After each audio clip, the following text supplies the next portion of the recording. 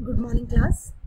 आज हम चैप्टर का दूसरा पार्ट स्टडी करेंगे। अब तक हमने जो पार्ट स्टडी किया है वो पहले भी आप पढ़ चुके हैं। उसका जो इंट्रोडक्शन था वो पहले आप 9th क्लास में कर चुके हैं। अब हम एटम के स्ट्रक्चर को एक्सप्लेन करने के लिए उसके दूसरे फेज पर चलेंगे। सबसे पहले तो हम रदरफोर्ड के मॉडल की ड्रॉबैक्स देखेंगे। What are the drawbacks of Rutherford model? It could not explain the gravitational force in nature. It could not explain planetary motion under the influence of gravity. It could not explain Maxwell's electromagnetic radiation property, and it could not explain quantum mechanics as a whole. इन सब चीज़ों को उसने explain नहीं किया, इन सब बातों को वो एक्सप्लेन नहीं कर पाया, इसीलिए उनका जो मॉडल था उसको रिजेक्ट किया गया।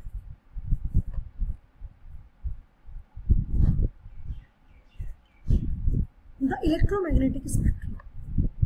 इलेक्ट्रोमैग्नेटिक स्पेक्ट्रम को समझने से पहले हम जरा एक पार्ट जानेंगे, ईएम वेव्स क्या होती है, इलेक्ट्रोमैग्नेटिक वेव्स क्या होती है। इलेक्ट्रोमैग्नेटिक वेव्स का मतलब है बेटा इसी वर्ड से निकले हैं दोनों कि the waves which are associated with electric as well as magnetic field is known as electromagnetic spectrum. Electromagnetic spectrum का मतलब है कि वो वेव्स, इलेक्ट्रोमैग्नेटिक वेव्स का मतलब है वो वेव्स जो इलेक्ट्रिक फील्ड और मैग्नेटिक फील्ड दोनों से एसोसिएटेड हैं, उनको हम कहते हैं इलेक्ट्रोमैग्नेटिक वेव्स। और उनसे जो स्पेक्ट्रम निकलेगा, उनसे जो हम ऑब्टेन करेंगे spectrum, that spectrum is known as electromagnetic spectrum. सबसे पहले हमें लाइट के कुछ पार्ट्स एक्सप्लेन कर रहे हैं। You know what is visible light? आपको पता है विजिबल लाइट क्या होती है? पूरी की पूरी हमारी जो लाइट है जो सन से आती है, उसका वो पोर्शन जो हमें हमारी आंखों को सेंसिटाइज करता है और जिसमें हम कुछ अपनी आंखों से देख पाते हैं, that is known as visible light. Visible light is a small portion of the electromagnetic radiation spectrum detected by our eyes. Now what is electromagnetic radiation? वो मैं आपको समझा चुकी हूँ कि वो रेडिएशंस, वो वेव्स जिनमें electric as well as magnetic field होता है, उसको हम इलेक्ट्रोमैग्नेटिक रेडिएशन कहते हैं। और उससे ऑब्टेन्ड जो स्पेक्ट्रम है उसको इलेक्ट्रोमैग्नेटिक स्पेक्ट्रम कहते हैं।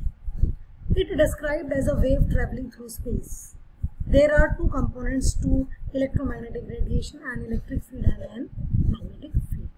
आप अगर इस डायग्राम को देखें तो यू विल नोटिस दैट एक पार्ट जो है वो ये रेड वाला है, दूसरा पार्ट जो है वो ये ब्लू वाला है। दोनों आप देखिए एक दूसरे के परपेंडिकुलर है, both are perpendicular to each. एक है इनमें इलेक्ट्रिक फील्ड ब्लू वाला, और रेड वाला जो है वो है मैग्नेटिक फील्ड, और दोनों एक दूसरे के परपेंडिकुलर हैं। तो वो वेव्स जो एसोसिएटेड होती हैं with electric as well as magnetic field, लेकिन दोनों फील्ड आपस में कैसे हैं? Both are perpendicular to each other.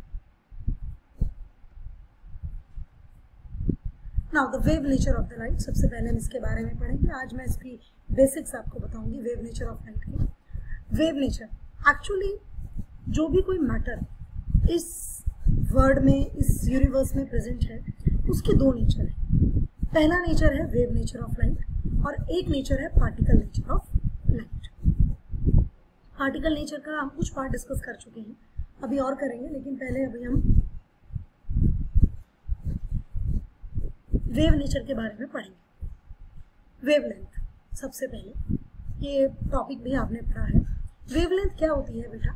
आप देखिए, जैसे ही वेव के बारे में हम बात करते हैं, ऐसा या ऐसा कोई स्ट्रक्चर हमारे माइंड में एकदम से स्ट्राइक कर जाता है वेव का नाम लेते हैं।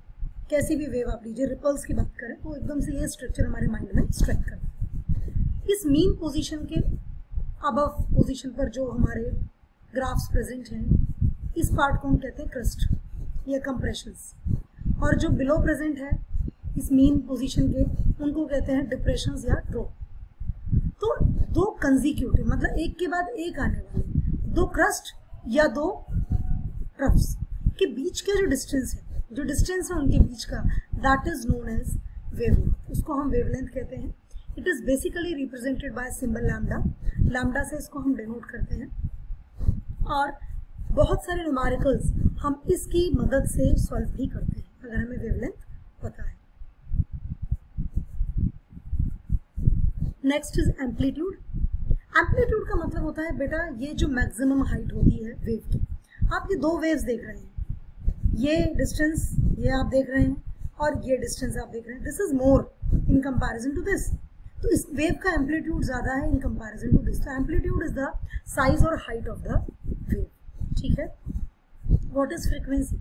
फ्रीक्वेंसी का मतलब होता है कोई भी इवेंट एक सेकंड में कितनी बार होगा, that is known as frequency, उसको हम फ्रीक्वेंसी कहते हैं। तो frequency is denoted by what? Frequency को हम न्यू से डिनोट करते हैं। It is the number of cycles of the wave passing a given point per second. एक सेकंड में एक पर्टिकुलर पॉइंट को कितनी वेव्स ने पास किया है, that is known as frequency. Its unit is hertz, इसका सिंबल न्यू है और एक रिलेशनशिप आता है C is equals to nu lambda.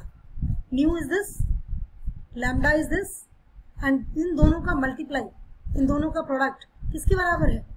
It is equals to C। What is C? C is the speed of light. C is the speed of light. The speed of light is equals to wavelength multiply with frequency of the light. Frequency is expressed in hertz. Hertz में इसको express किया जाता है, Hz आपके सामने लिखा है।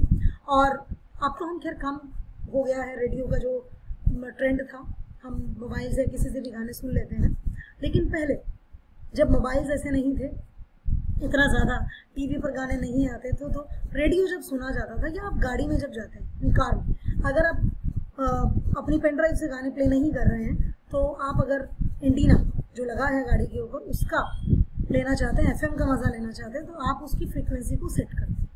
That is measured in what? Hertz. उसको हम हर्ट्ज में मेजर करते हैं। Now Planck's quantum theory. Planck's quantum theory ने बहुत सारी बातें एक्सप्लेन की और प्लैंक्स क्वांटम थ्योरी ने भी एक बहुत इंपॉर्टेंट रोल प्ले किया है एटम के स्ट्रक्चर को एक्सप्लेन करने में, उसकी नेचर को एक्सप्लेन करने में। तो थ्योरी के जो पोस्टुलेट्स हैं वो मैं आपको अभी थोड़ी देर में बताती हूँ।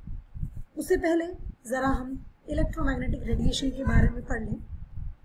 इलेक्ट्रोमैग्नेटिक रेडिएशन के बारे में हम पढ़ते हैं। In 1900, Max Planck studied black body radiation and realized that to explain the energy spectrum he had to assume energy is quantized and light has particle nature। अब देखिए इलेक्ट्रोमैग्नेटिक रेडिएशन की ये दो इंपॉर्टेंट पॉइंट मैक्स प्लैंक ने explain किए।